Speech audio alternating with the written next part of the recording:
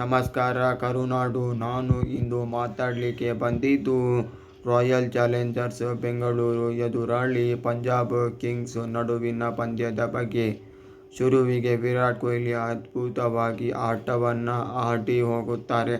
58 run. ಅದೇ ರೀತಿ ಅವರ ವಿಕೆಟ್ ಹೋದ ಮೇಲೆ ವೆಂಕಟೇಶ್ ಅಯ್ಯರ್ 73 ರನ್.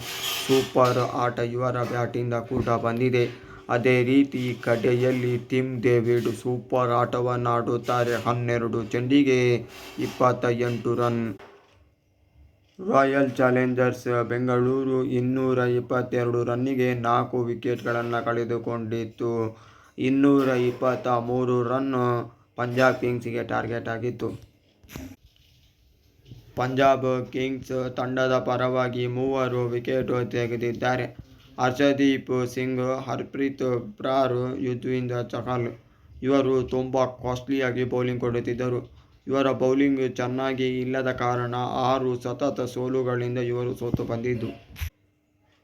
ಪಂಜಾಬ್ ಕಿಂಗ್ಸ್ ತಂಡದ ಪರವಾಗಿ ಕೂಪರ್ ಕಾನ್ಲಿ 35 ರನ್, ಸೂರ್ಯವಂಶ್ ಹೆಗ್ಡೆ 37 ರನ್, ಅದೇ ರೀತಿ ಮಾರ್ಕಸ್ ಸ್ಟೋನಿಸ್ 35 ರನ್.